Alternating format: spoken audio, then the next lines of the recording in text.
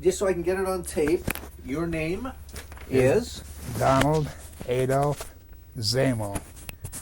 And where and when were you born? I was born at my grandmother's house in Puyallup, August 14th, 1925. 1925, okay. And then when did you end up out this way, out towards Gig Harbor? Well, my folks lived here all the time. They just went over to my grandma's house, my mother did, to bear me. To have a baby? Yeah. So you were born at home? Yes. Yeah, that's my dad was the same way. Right. Huh. What did your dad do out here? He ran a small chicken farm and was a heavy equipment operator for Pierce County. Bulldozers and graders and etc. Huh. So what was it like growing up in Gig Harbor? Well, it was very nice. I enjoyed it. Went to Gig Harbor High School, Gig Harbor Union High School. Played football, and that was the only sport that I turned out for. And I was secretary-treasurer of my freshman class and president of my junior class. And at the end of my junior year, we were at war then, so I went into the Marine Corps. I'm going to back up just a little bit. What was there a hangout for high school kids in Gig Harbor at that time? Or what did you do as a kid? I mean, how has life changed? Well, occasionally we would go to movies. Movies cost a dime, and we would walk in from Rosedale, which was 5.5 miles. And I was a Boy Scout, and I hunted and fished, but there was no hangout place or. Where was the movie house? Right downtown Gig Harbor. Is it still there? No, it's a vacant lot at the present time. Huh. So, when did you hear about, or do you remember hearing about Pearl Harbor? On December 7th, I and a friend of mine were duck hunting, and when we came in about noon or 1 o'clock, we heard about the Japanese bombing Pearl Harbor, and we had sort of been expecting it, however. At least that was my feeling. We'd been preparing for war. So you were pretty aware of right or world events. Right. I have always been interested in world events and was at that time and knew about the ultimatum that Roosevelt had given to the Japanese, and so we were sort of expecting it. We weren't expecting a surprise attack like what happened, but the fact that we were at war with Japan was not a surprise. How old were you?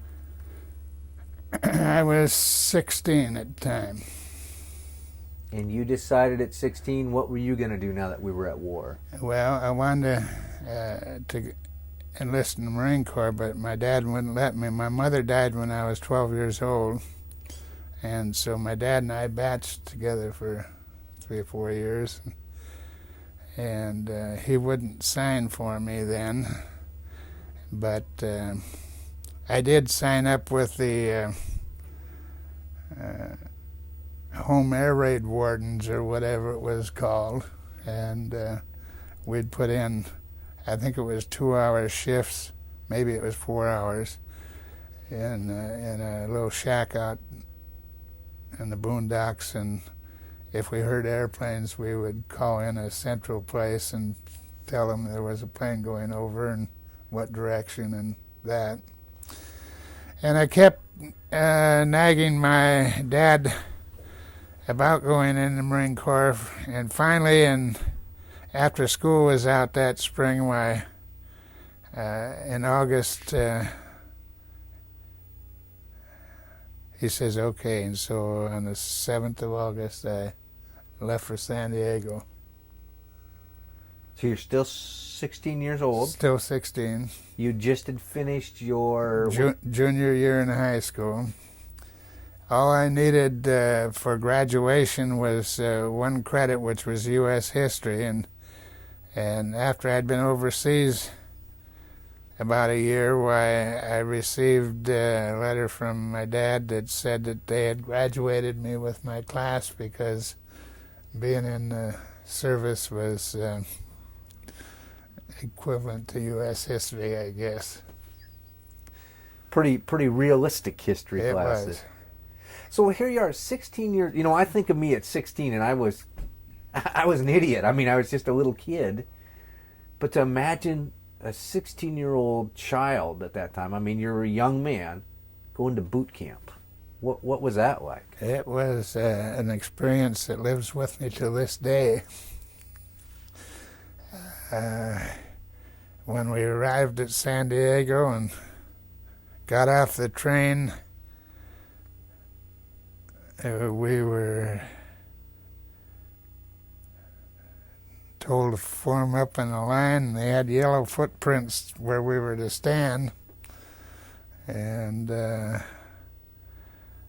Marine Corporal got us all joined up, and we boarded a truck and went to the San Diego Marine Base. And when we came in, why, all the boots that had been there a couple weeks more than we had were yelling, "You'd be sorry, you'll be sorry." And we were. But it was a tough, good experience. If you did what you were told, why, you didn't get into trouble, and I handled it well.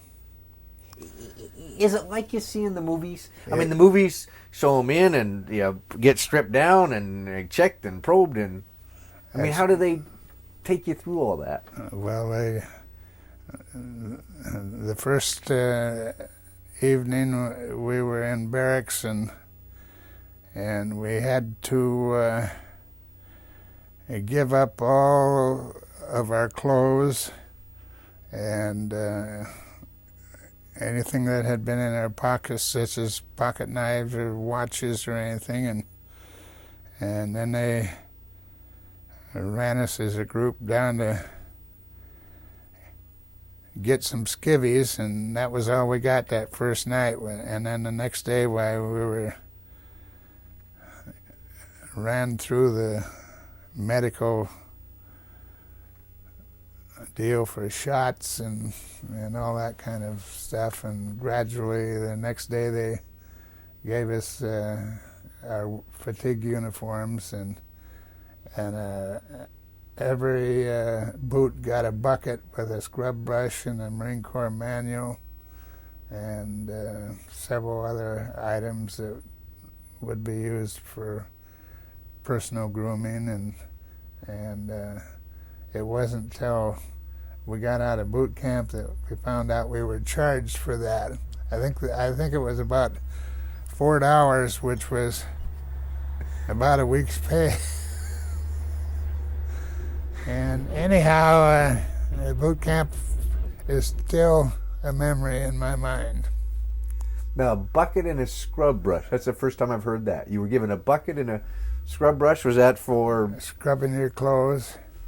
And it had a Marine Corps manual, which you had to study, which had your general orders and the history of the Marine Corps and everything like that. And it had a little plastic soap container box and toothbrush and toothpaste, and I imagine that was about it.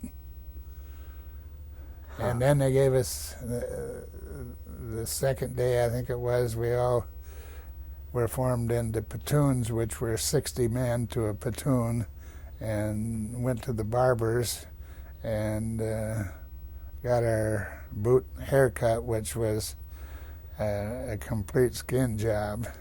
And then the training commenced, and it was rough and tiresome and very, very strong on the discipline. Our drill instructor was a corporal, and you couldn't speak to him except in the evening after we were finished with our day's training, and then you would have to stand at attention before him and say, "Recruit Sehmel wishes permission to speak to the corporal," if you had something you wanted to talk to him about. And that was the way it was. Do you remember your corporal's name? I sure do. Kowalski, a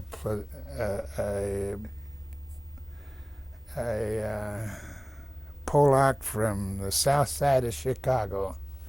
And he was, in my mind, a perfect example of a Marine DI.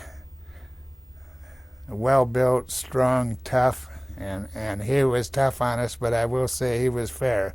And I would like to see him, but he's probably dead now. Was he a seasoned veteran, or was he somebody that was like a year older than you were?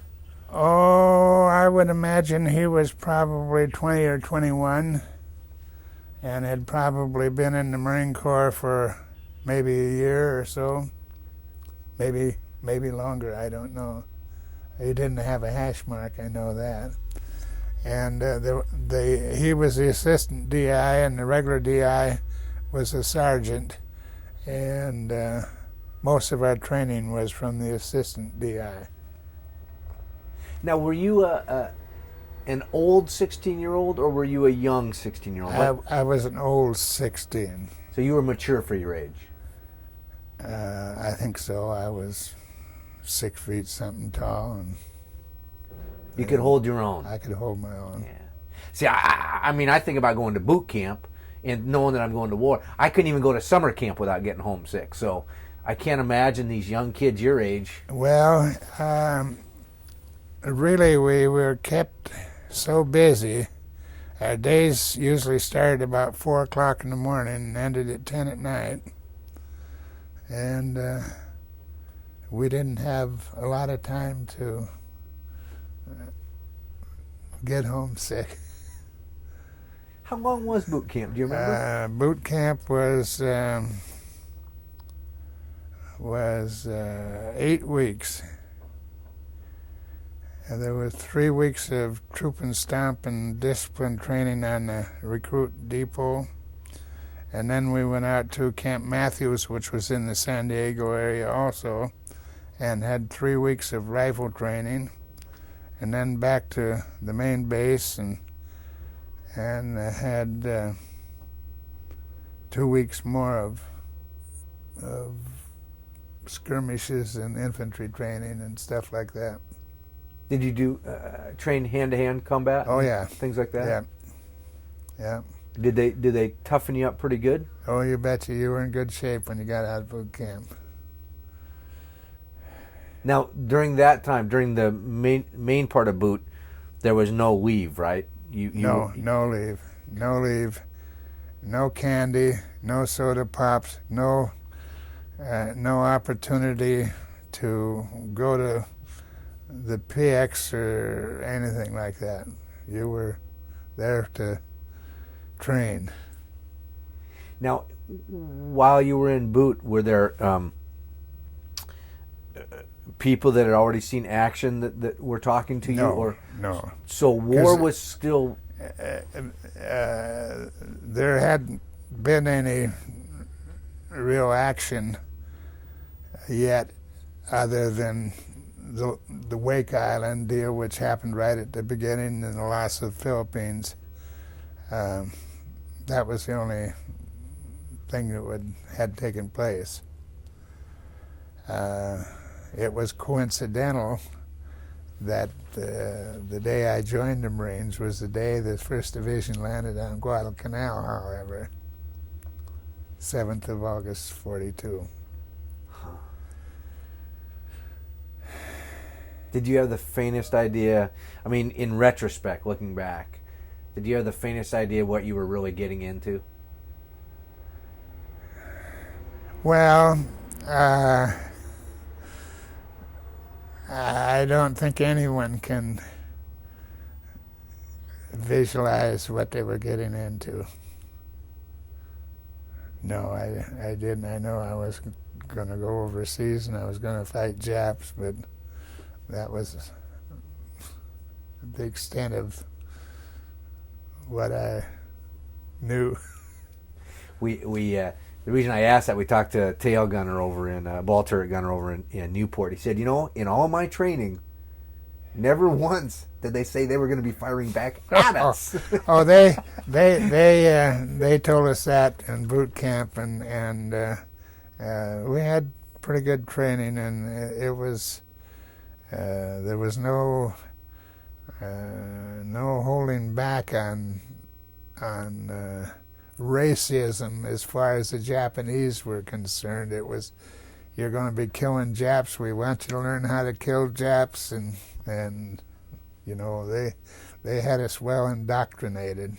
Because that's a big part of it. Right, I mean, sure it is. Yeah. And then later on, when we were in rest camps between campaigns, over the mess hall there was a sign, "Kill Japs," and that was. I don't know if they would do that now. In their training, it would be politically incorrect, I suppose.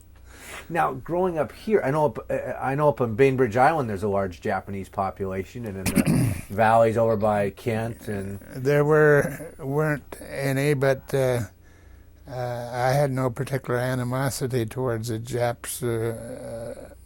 Japanese Americans, and in our football league we played Fife, which had a lot of Japanese, and they were good players.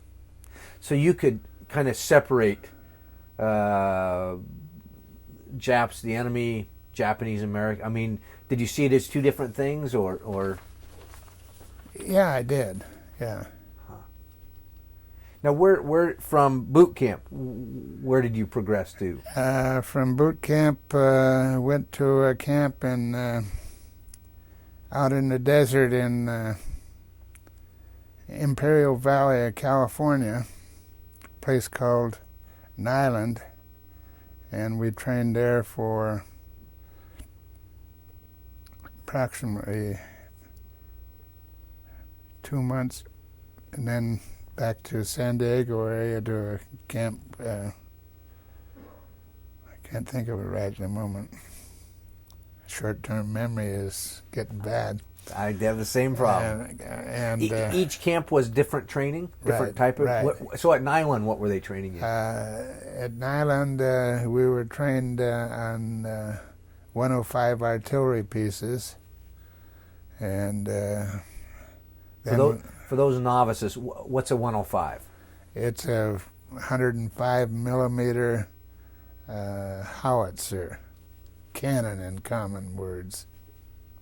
So that's about how big of a shell? About 4 inches in diameter, a little over 4 inches, and the projectile weighs about 33 pounds.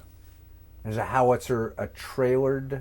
It's mounted on 2 wheels, and it was pulled by a 10-wheel truck, which was a 2.5-ton truck. So at Nyland, you learned how to fire the howitzer, the 105.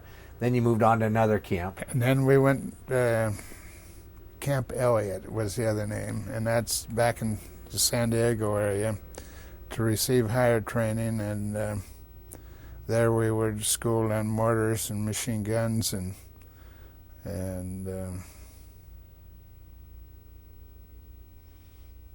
of course compass work and all that kind of stuff. Were you a serious student? I mean, did you know your life was depending on? Well, I assumed it was going to be. I would say I was a good student. In fact, I think that's why I came home, because I was trained well. I paid attention in training, and I know of friends and people that got killed that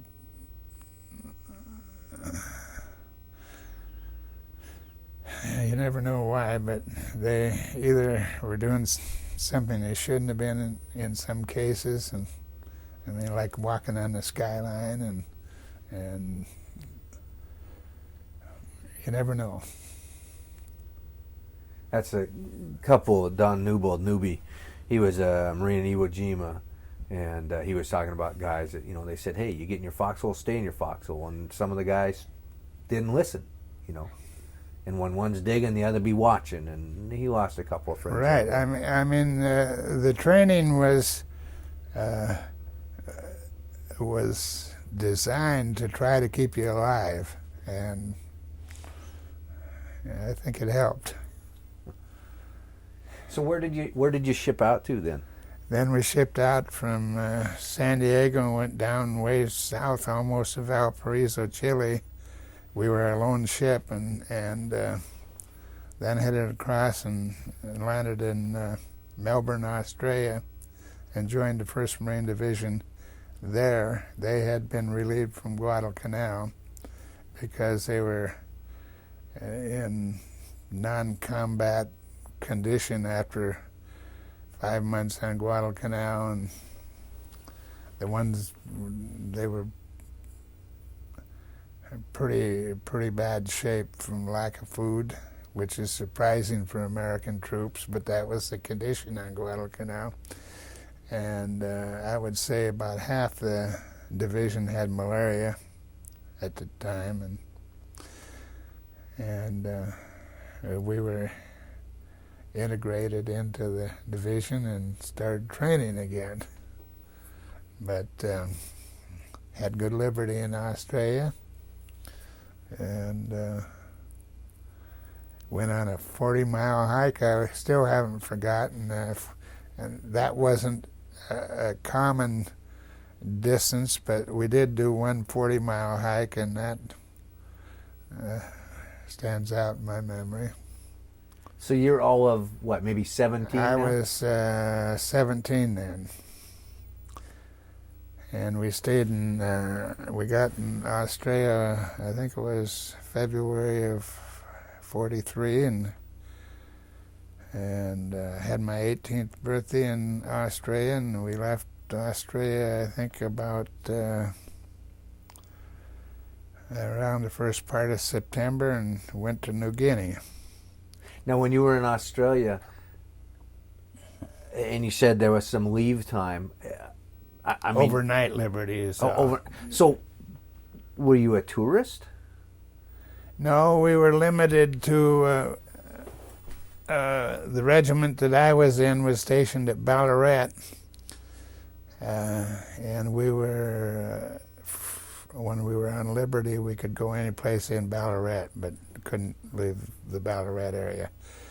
Not knowing that Ballarat was a very, very famous gold strike area until after the war. I wish I had known it then, because prospecting has always been a hobby of mine. So where did you go on your leave, Just downtown. We were stationed right in the middle of Ballarat at Victoria Park, was where we would station. We'd walk out the gate, and for a penny catch a tram, and ride down Sturt Street, and buy gin squashes and beer, and go to dances. So there are clubs, dance clubs? No, they were just. I imagine they were dances that were put on so the servicemen would have a place to go, but they weren't organized clubs or anything like that. Did the women like the American Marines? Oh, you betcha they did. We in the first place, the reason they liked the American Marines, or Americans period, all the young Australians were over in Africa fighting Rommel. They were part of the British forces there. And so we, being young, virile Americans, made it a point to try to treat the Australian women nice and let them forget what they were missing. Doing your patriotic duty. Right. And we did. We had a good time there. And then you went to, was it New Guinea you said? Was that? Yes, and then we went to New Guinea and for more training. And although we did get bombed there a lot and used to practically every Sunday watch big air battles that were going on overhead, because it seemed just like clockwork that on Sundays the Japs were going to come and bomb. And we'd watch those intently, and any time a plane came down, we'd yell, or whether it was American or Jap, it didn't make any difference. You know, you couldn't really tell at the distance they were up there anyhow, but when one come down, well, we'd cheer. So was it plane-to-plane combat that was going on? Or? Yeah, plane-to-plane, dogfights. There'd be, it seemed like there were planes all over the sky, but I imagine there were probably 30, 40 Americans and the same amount of Japs. And then the Japs would be escorting the bombers, and there'd usually be about 20 or 30 bombers. So was it real at that time? By that I mean, to hear you describe you're watching this war going on out in your backyard. Well, you knew that somebody was getting killed when the plane came down, but it really didn't. Maybe it was my feeling, I don't know, but it didn't seem like myself and the group of guys that I was with thought we'd stay in our hole and watch it, but you know, it wasn't a great deal because we weren't actually involved in shooting back or anything. It's still far enough away. I guess so. Yeah. Did you travel with the same group of guys as you moved along, or was it? Right. I was with, after I joined the 1st Division, I was with the same bunch, other than the ones that got killed or wounded and shipped out, till the end of the war. Do you remember who some of your close buddies were? Oh yeah. Who were some of the closest guys to you that? Well, Walt Carroll, Mo Porterfield, he got killed, and Geiger, and Newman, and a number of others. Were they from all over? From all over, yeah. Yeah. Huh. I was the only one that I ever remembered from Washington State. Seemed like most of them were from Georgia, Texas, Louisiana, Carolinas. Huh. What was your duty? I mean, what were you trained to do? I was trained to be a forward observer. A forward observer, and my outfit was an artillery outfit. And forward observer, the actual forward observer was generally a lieutenant, and there would be a team of 3 or 4 enlisted men with that lieutenant that would be assigned to various infantry outfits. And the lieutenant, however, we were all trained in case he got killed to direct the fire. And you did that by either radio or telephone lines strung along the deck dirt. And when, for example, when an infantry outfit needed artillery fire, if there were target out there, either a group of enemy soldiers or tanks or trucks or whatever, the observer would look on his map and radio or telephone back to the fire direction center that you wanted a ranging round, and give the coordinates to the best of your knowledge, the map coordinates, and they'd shoot out a round of white phosphorus, which make a big cloud of white smoke. And from that you would say, if your target you wanted to hit was maybe 400 yards to the left, you'd say move her 400 yards to the left. And if the round was short, generally on the first round you'd make sure it was plenty long. You'd say down 400 yards or whatever, and then shoot another one. And if it was close to the target you wanted, then you'd tell them to fire for effect, and they would turn it loose. So, did you volunteer to be an observer, or how did? Cause no, I was assigned. That was at first I was assigned in the first campaign. The instrument section was the section in an artillery battery that did all the fire control and the observing and everything, and that happened to be where I was assigned when I got overseas from the States. And later on in other campaigns I would volunteer for the position because I had experience in it, and I sort of enjoyed it. Now, if I understand right, you're out front. That's right.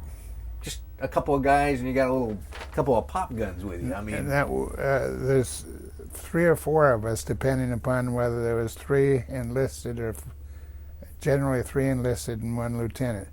We would be assigned to the infantry companies that were doing the attack. Huh. So where did you see first action? Where? Cape Gloucester, New Britain. And describe the environment to me. Well, the environment was I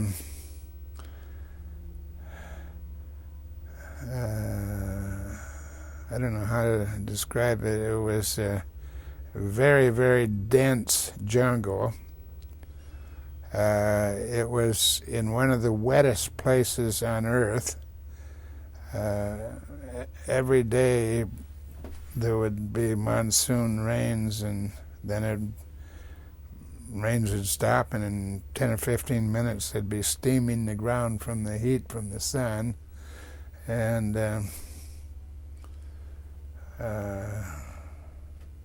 that's about all there is to describe. So it's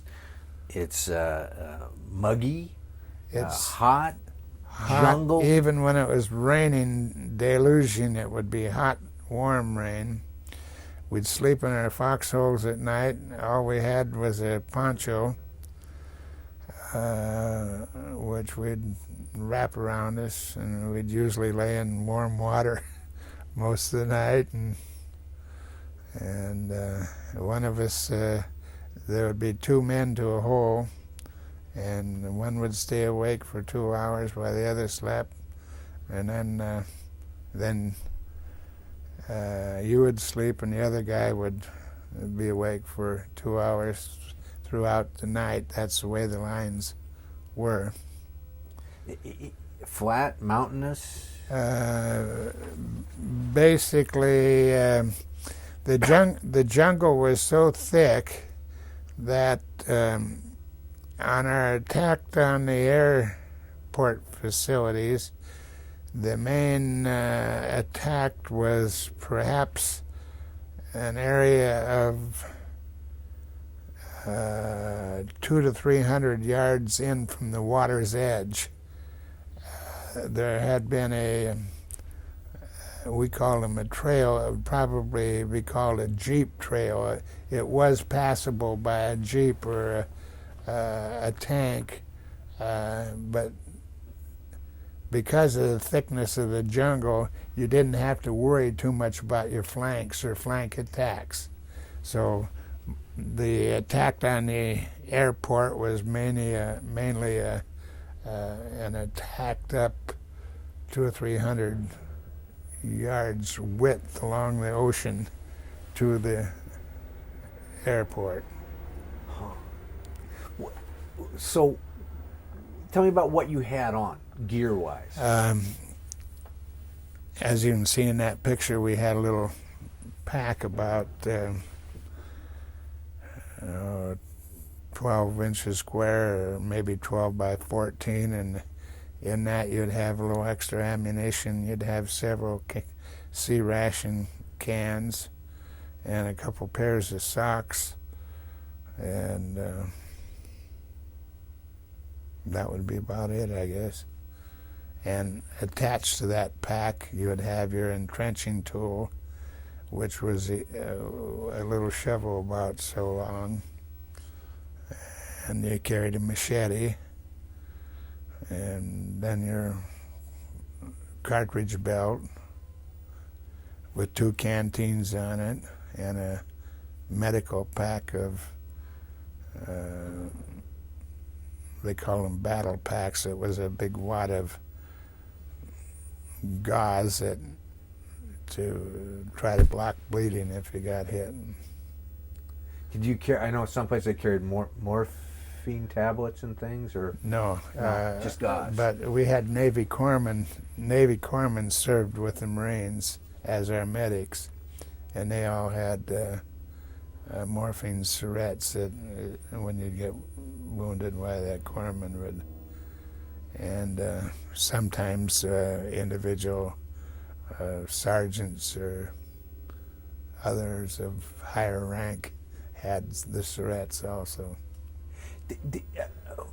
Now, you weren't yourself carrying a radio, or did you have a radio operator with you? We had a radio operator with us, which was one of those 3 or 4 enlisted men that I was talking about. I carried telephone wire, which was heavy. So a spool? Right. So the radio operator had to be connected by landline, am I right? No, the radio operator could converse when the radio worked by wireless, by radio. However, the telephone lines were so frequently disrupted either by tank treads or amphibian tractor treads, or cut by Japs, or in other words, the wire was a good method of communication if it worked, if it wasn't cut. But if it was, then you had a radio also, theoretically, that the radio man would be able to communicate. Hopefully one of the 2 systems would be in working order when you needed it. So you're walking through the jungle and you got this big spool, like an extension cord, and you're laying phone wire down as you... You just let it spool out. What we had, there were 2 types of wire. There was the big drums, and fortunately I never had to carry one of them. There was another wire called a battle wire, which was a very light rubber-coated wire, perhaps like that one going to your camera there, that wasn't as heavy, and I don't remember how many feet were on the spool, but I would imagine there was maybe a half a mile or so, and as you move forward, you just let it spool out behind you. You'd try to flip it over on some bushes or something on the side where a tank coming by or a Jeep or whatever wouldn't chew it up and break it. Huh. Seems like you'd have wires running all over the place. Very frequently they were a lot of wires. it also seems that there's a plus and a minus to it. The minus being that if I follow that wire, I'm going to find somebody at the other end of it if I'm your enemy. That's right. So was but that... generally, as you're progressing, you've taken care of any of the enemy that... however, there were cases, I'm sure, where some got overlooked and could clip them. On Okinawa, I know we went out to repair wire where it had been clipped by the Japs. But so sometimes you would go, so it'd get clipped and somebody'd have to go back and splice it back together. Right, and yeah. Boy, just the logistics of that sounds like a nightmare. I mean, this jungle environment and running this wire around and then in some cases this jungle environment where there had been where the enemy had a machine gun or something or were a trail block or something, we would call in the artillery, and then of course the artillery would smash the jungle. There would be trees, and it was a mess. Wow. Do you remember the day that you called in your first coordinates to? Yeah, that was a place called that later was called Hell's Point. It was probably the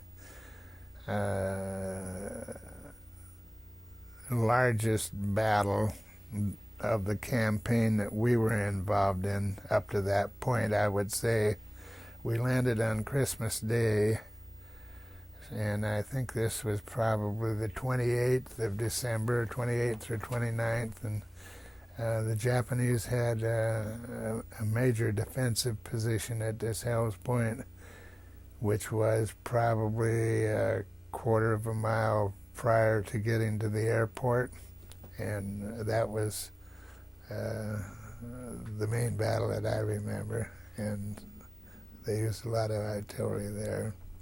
So how far behind you is your artillery? The artillery was back probably 4 or 5 miles. So you have to get communication 4 or 5 miles back, and then you start zeroing in. Now, you asked about radios. In this Battle of Hell's Point, the radio jeep got mired on a log that was sticking up in the stream, and I wasn't a jeep driver or a radio man, but as it turned out, I volunteered to try to get the jeep out of the stream, and I did, and got it to where the lieutenant could use it. And you were under fire. Yeah. Yeah. I got a minor decoration for it. What were you thinking then? I mean, because that's what does your mind do in that situation? Here's this jeep stuck. They're firing at you. That's your communications. What goes on in your head? Well, the main thing was to get the jeep out, and hope the hell that you get it out safely. It's strange to someone that is not been in a situation like that. I don't know what it is, but you do it. And one of the reasons you do it is you don't want to let your outfit down. You don't want to let your buddies down, and you just do it. Is fear a factor? Fear is a factor to an extent. Sometimes fear is a factor when when it shouldn't be, and when it should be, it isn't. I can remember that same day I was fearful because my heels were about 10 feet from the water's edge, and I was fearful of a counterattack. That where was I going to go? But and see, that was probably needless fear, because the counterattack didn't happen, and I should have probably been more fearful when I was getting the Jeep out of the creek, but I wasn't, as I recall. What type of fire were you taking when the Jeep was? Was it artillery or snipers? No, it was mortar and machine gun, and of course the whole area always was under sniper fire, which is, sniper fire is another soldier, enemy soldier shooting his rifle at you. That's what sniper fire is. Could you see, I mean, I know with your binoculars and choosing locations, but when you're going through the jungle, I mean, did you think every leaf moving was somebody out there? Because it seems like in the jungle warfare, I mean, they could be right there. I never saw a Jap on New Britain.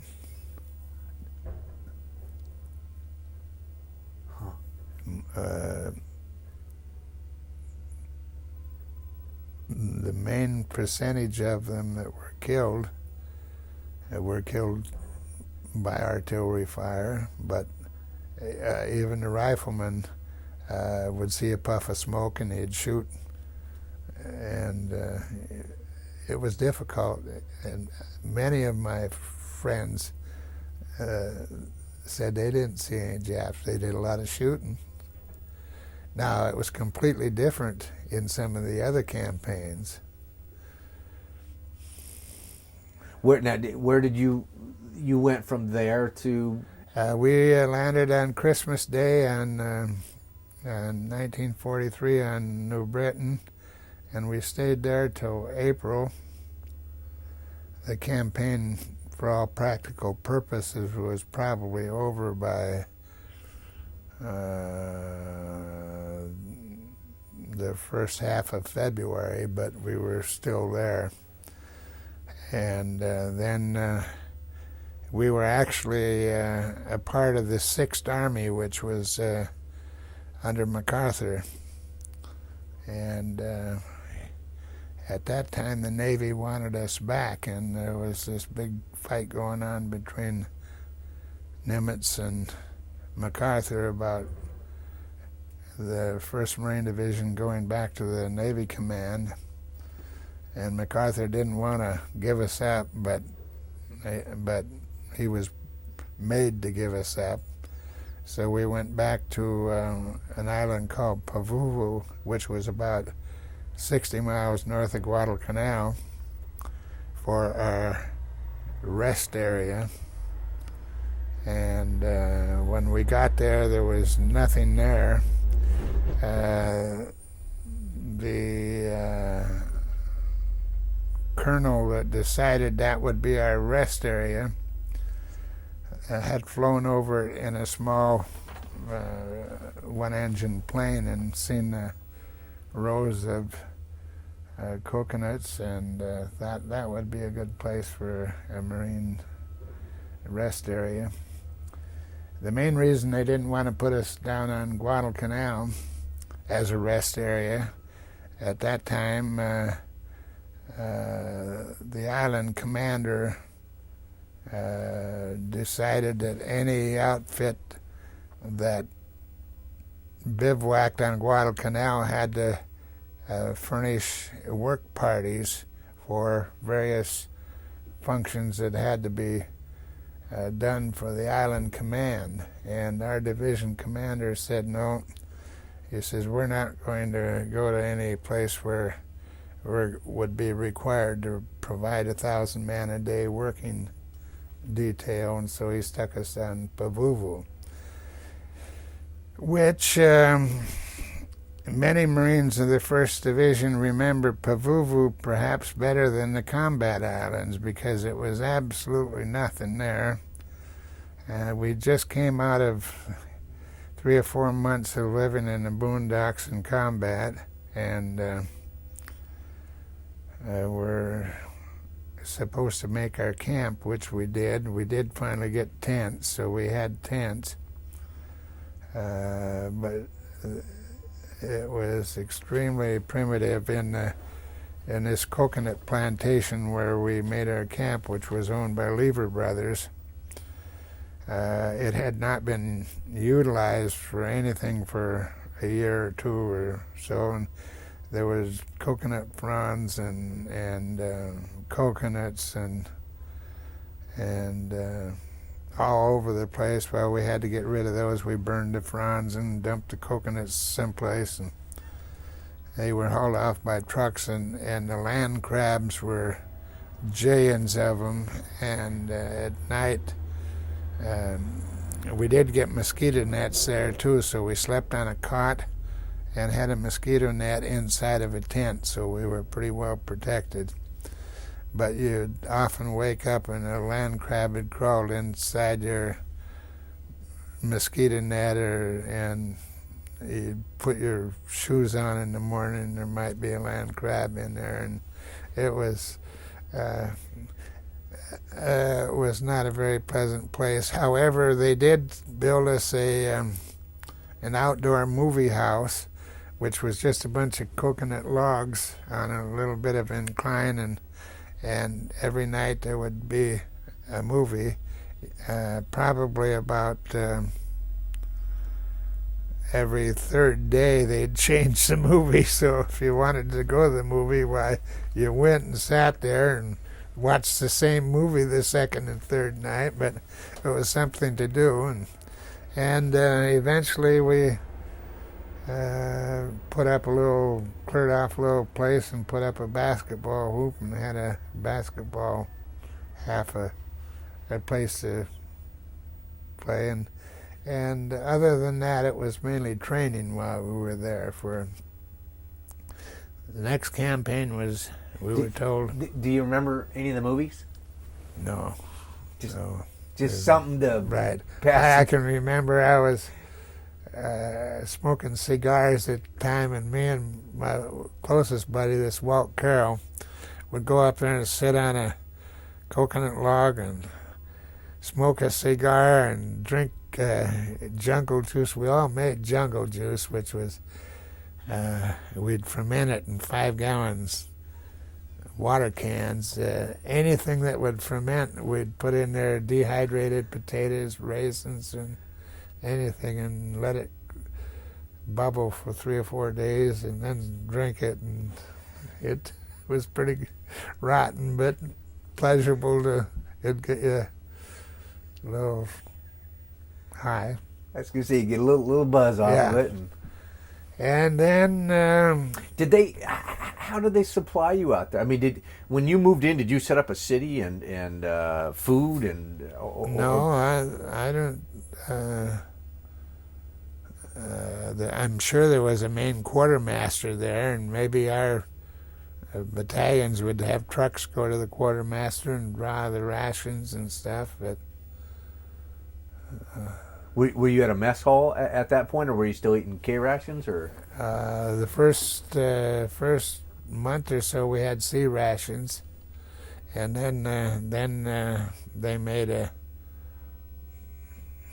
they put coconut logs in the ground and headers across them and canvas over the top, and that was our mess hall then. And then we were there May, June, July, August. Then we went to Guadalcanal because Pavuvu wasn't big enough to have combat training where you actually live firing and stuff. So we went to Guadalcanal. Didn't contribute to the Island Command work parties because it was getting close to another operation by then. And did a couple weeks of training there, and then we made a training landing on Cape Esperance, and then we shoved off for what was going to be a quick operation, and that was we were to take an island called Peleliu, which was in the Western Carolines, about 450 miles east of the central Philippines. And the reason for taking Peleliu was to secure the flank for MacArthur to go into Leyte. And Peleliu was a trauma. It was a bad one. They pounded the island, the Navy did, and we thought it was going to be a picnic because it was only about the size of Fox Island here. Are you familiar with Fox Island? A small island, and the Navy had been plastering it for weeks, and the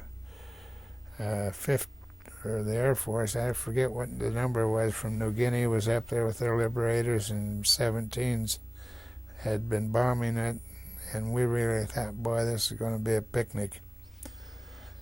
And before we got to shore, we were getting artillery fire, and it was very effective, and knocked out, I guess, about 60 landing craft, and it was bad. How did you come ashore? What type of landing craft were you on? Amphibious tractor. Is that the front in up on wheels and drop the front and at that time they didn't have those yet. This was, you jumped over the side, and it was about 6 or 7 or 8 feet jump from the inside over to the side because they were that big. And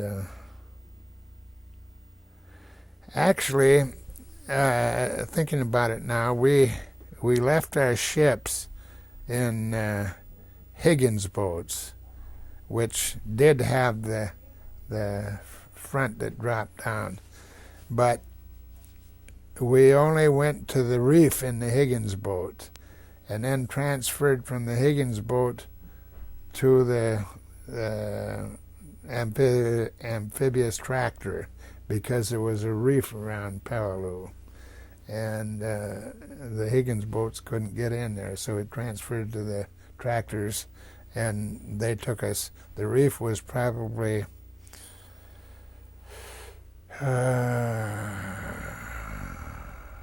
300 yards from the actual beach,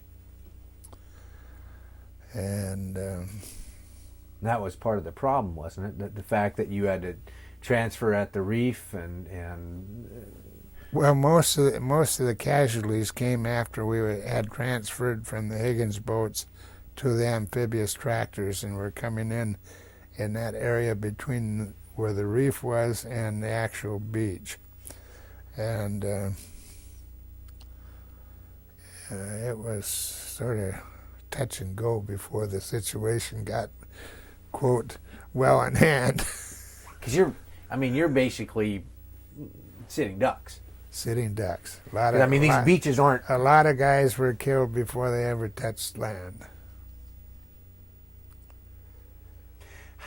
How do you deal with? I've never had to face that in my life. I've seen one dead person. My mom passed away. That's it. Again, is your mind check out on you? You're in this little tin can coming in, and well, your mind is, oh my God, what's going on? And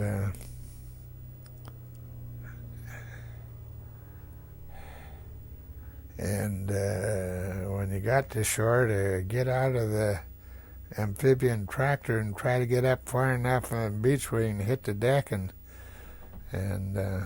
protect yourself a bit. Of course, there were a lot of shell holes there by then, and fortunately we did get in a shell hole that gave us some protection for 10, 15, 20 minutes, and then the artillery barrage and mortars diminished a bit, and we went further in. Soft sand? White coral sand. Thing I remember, a tank had gotten ashore just before I hit the beach, and it hit a mine, and everyone in it was just roasted. The Japs had buried aerial bombs. The ones I saw were 500-pounders, with buried in the sand and with the front part of the bomb just about at surface level, and instead of having the bomb fuse, had a pressure fuse in it, and this tank had hit one of those, and that was it for them. And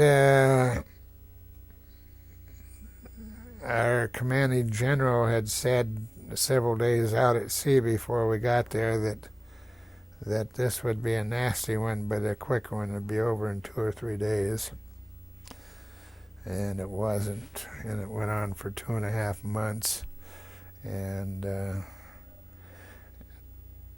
our division was so shot up so bad they had, there was another island about 6 miles from Peleliu called Angwar, which the Army 81st Division was going to take, and they did. And it was a minor combat island. So the 81st Division was actually the floating reserve for the 1st Marine Division. And anyhow, a regiment of the 81st Division came in finally. Our division commander did not want to have any Army help because of the conflict between Army and Marine and inter-service rivalry. And finally, the 3rd Amphibious Corps commander, which was a 3-star general named Geiger, told our commander, our division commander, you bring in help. And they brought in the 81st Division. By that time, the 1st Marine Division's regiments had about 55% casualties and were just about done in. And the Army did very well there. It was a good Army outfit. I had been involved in some Army outfits that I didn't think very much of, but the 81st was a good outfit, and they did well. That ended. We left there in November. The actual landing date was September 15th. We left there in November. And I remember the ship that we boarded to take us back to Pavuvu was Sloterdijk was the name of it. It was a Dutch ship with wood decks, and it was absolutely loaded with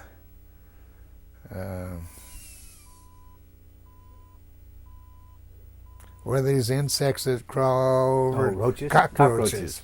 It was absolutely loaded with cockroaches all over. And the bread was full of weevils, and so I can remember we were glad to get bread because we didn't normally get it, hold it up and pick out the dark spots, which were weevils. And it was a hell of a ride, but it got us back to Pavuvu. And what's that? Let me hold that thought for a second.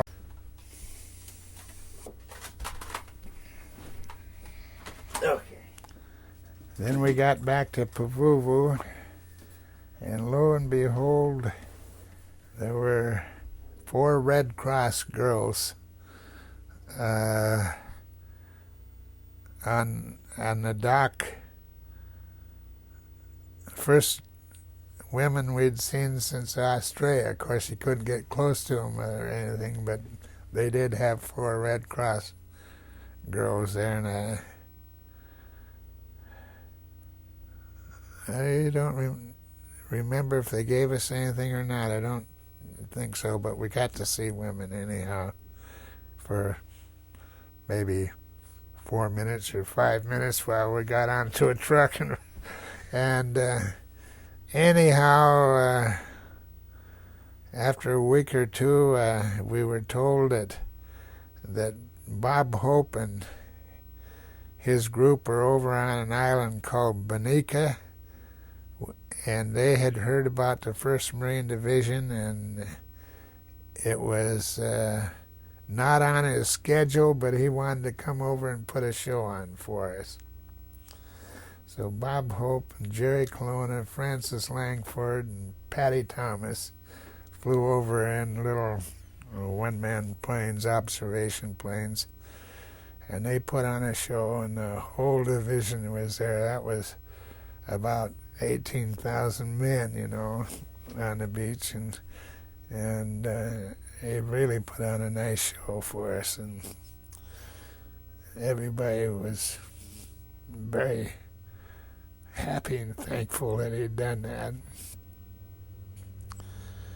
And then it was training again, and boredom, and you know, the time in between campaigns is very boring, because even if you're training, the first part, why they don't load it on too heavy, because you're supposed to be recuperating, but it is boring, and there's go see the same movies again at night, and kill land crabs, and watch out for falling coconuts. And anyhow, then after a month or two, we go down to Guadalcanal again for more training, and then we're off on another campaign.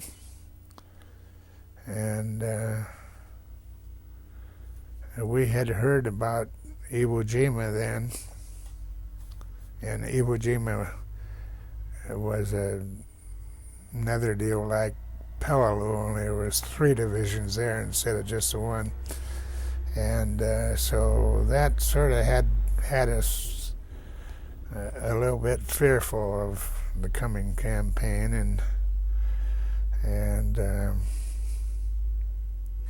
after we were at sea, we were told that it was going to be Okinawa, and that Okinawa was only 350 miles from Japan, and that it was probably going to be just like Iwo, which didn't make us very happy. And we pulled into a place in the Caroline Islands called Ulithi, which was about 100 or 200 miles from Peleliu, and that it was taken without any opposition, but it was one of the greatest anchorages for the Navy in the Pacific. It was they could put the whole Pacific Fleet in it. Anyhow, we were there for a day or two, and maybe it was 4 days. Anyhow, a number of us were allowed to go to a little island ashore called Mogmog, and we were all given 2 cans of beer, which was a highlight. And then just before we left Ulithi, a smoking, rusted-looking aircraft carrier came steaming in and went right alongside of us, and that was the Franklin, which maybe you've heard about. It was hit by kamikazes, and 700 sailors were killed on it, and it still remained afloat, and it got all the way back to New York, I understand. And then off to Okinawa, and D-Day was April 1st, which was Easter Sunday, and and April Fool's Day. And we were dumped out about 10 miles at sea and went towards shore in our amphibian tractors, and by that time they had gotten the ones with the door that folded down in the back. And the naval barrage was going on, and boy, we thought, oh my God, this is going to be a massacre. And we went in and hit the beach, and lo and behold, not a shot was fired. There wasn't any Japs around, and we just couldn't get over it, you know. What a joy. And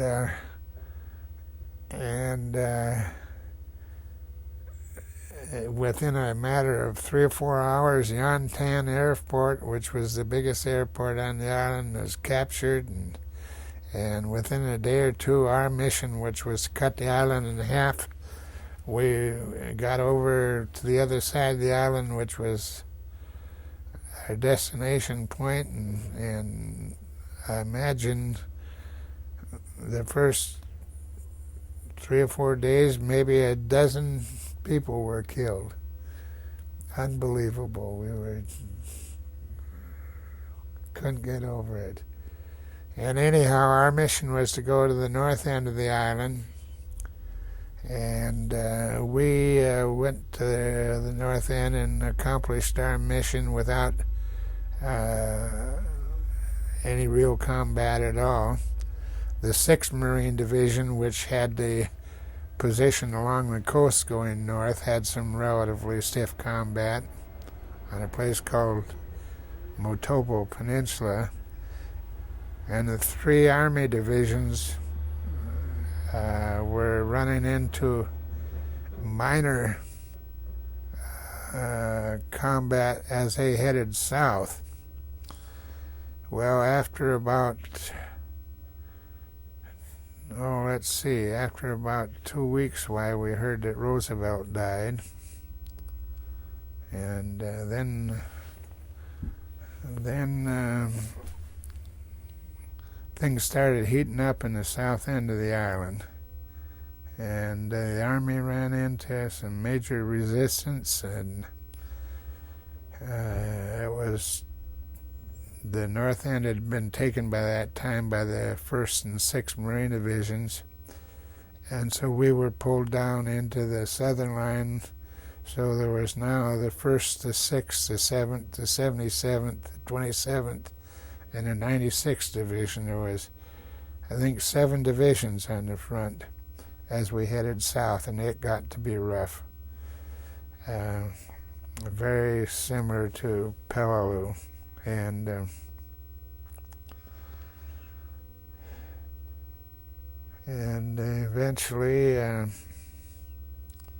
eventually on June 21st, while the campaign of Okinawa was over, and we were sent back up to the north end of the island for our rest and training while we were to get ready for the invasion of Kyushu.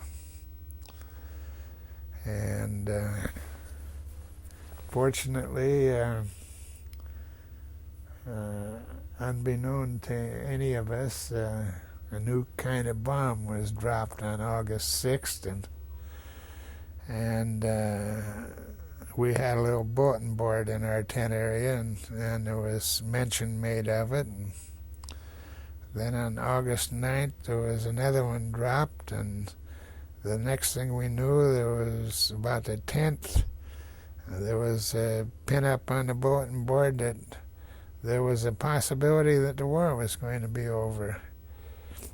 And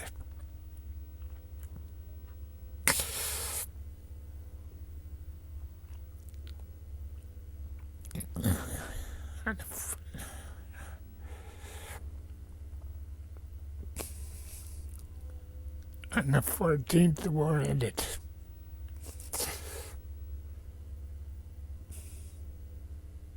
My 20th birthday.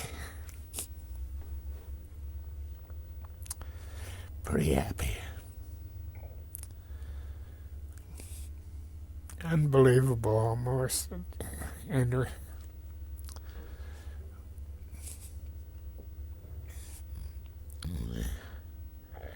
we were all pretty happy.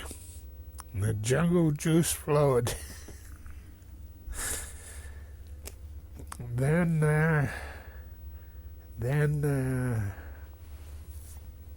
about a week went by and we got orders. We were going to Tientsin, China to disarm the Japs. And I'd been overseas 33 months at that time, and all the men that had been over 30 months or more were going to go home to the States.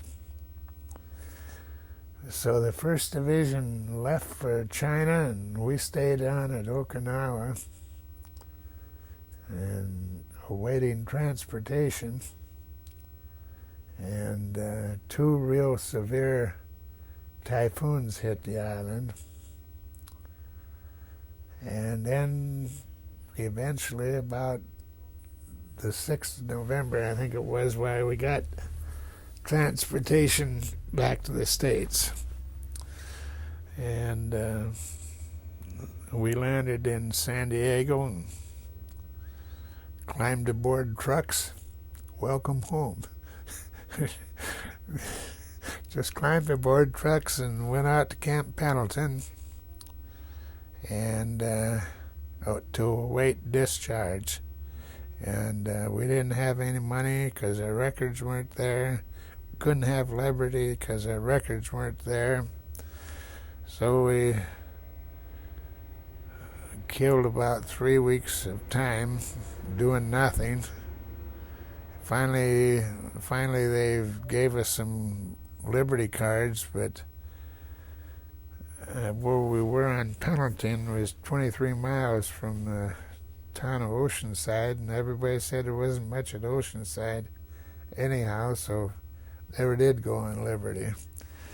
But on the 23rd of December, I got discharged, and there was no transportation because there was so many people getting discharged.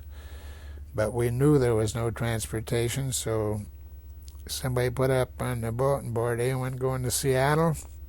And so myself and 4 other guys signed up, and someone called his brother-in-law up in Seattle. This was about a week or so before discharge day. And he drove down from Seattle to San Diego, and we all put in our share, and we drove 29 hours without stopping and got back in Tacoma on Christmas Eve. And my bride and my parents were there to pick me up. So that's the tale of my war years. Was your bride had been your girlfriend? No, well, not. I had dated her in high school. I considered her my girlfriend. She didn't consider me as her boyfriend. But we started dating right away, and 6 months later we were married. I fooled around for a year and a half working in an auto mechanic shop, and then went to school in the GI Bill, and went to college for 5 years, became a pharmacist, and worked for 5 years, and then started my own drugstore, and had a drugstore for 24 years, and then I changed. I'd always wanted to be involved in real estate, so I got rid of the drugstore and became an associate broker and worked in real estate for 20 years. Huh. Retired on my 70th birthday. Sounds like if there's a best part of the war, the GI Bill might have been. Oh, that was great, because I'm doubtful that I would have ever been able to go to college. It was great. And the government got back everything that it invested, boy, in income taxes since and before. What was if that was one of the better parts of the war? What was in your mind one of the worst parts of the war for you?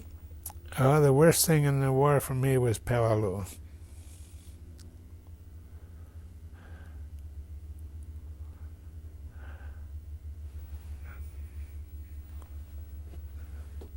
Because of the loss of well, it was friends, just a very difficult and loss of a lot of buddies and unbelievable. I still can't hardly get over it. I mean, it was bad. Do you think there's a message that needs to be left for future generations that you and I'll never meet?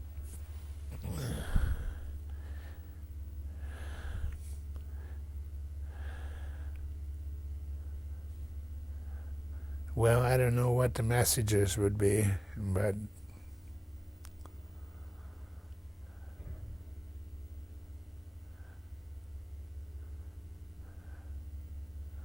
I'm very, very proud that I was in, and proud of the Marine Corps. In fact, tomorrow we're leaving for a get-together with a bunch of old buddies down in California for a 4-day camp out where we drink a little beer and eat some barbecued ribs and spin a lot of stories and renew old acquaintances. Can you describe I mean, your life is this big. World War II was this big, I mean, time-wise, but yet when I hear vets talk about their fellow veterans, the bond that you have sounds so unique. Is there any way to put in words what's so different about that? Is it different than any other friendship you have from any other part of your life? Yeah, it is. I mean, they're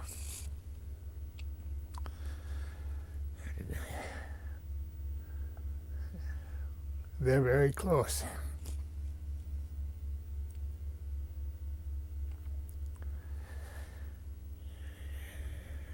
When someone wrote that about a band of brothers, he that sheds blood with me.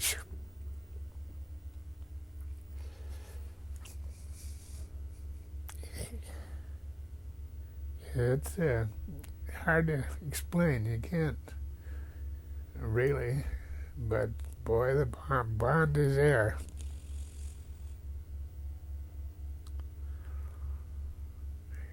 And of course, they told you in boot camp, after we got out of boot camp, they called us Marines for the first time.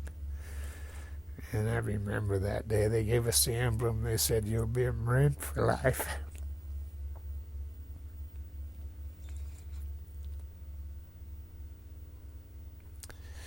And that certainly is true.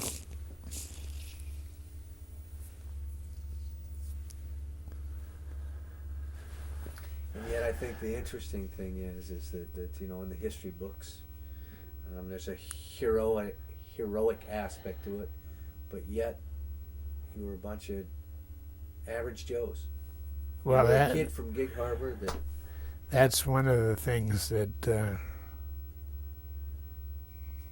is to see the unselfishness of some of the people that you met.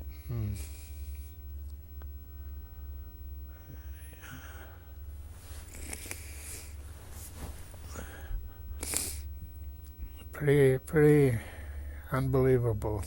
For example, I don't know of any of my friends, but I know it happened on numerous times because I've read the Congressional Medal of Honor list in our division, and I would say in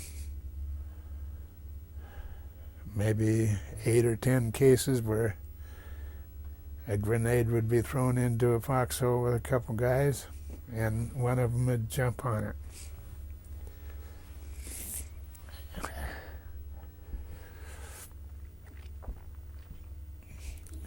You can't explain stuff like that.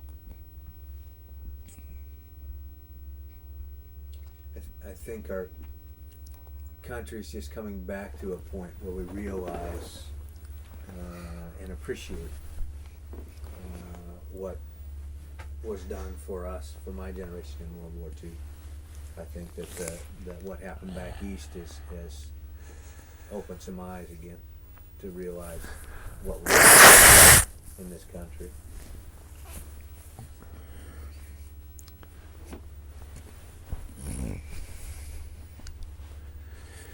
It was a great experience.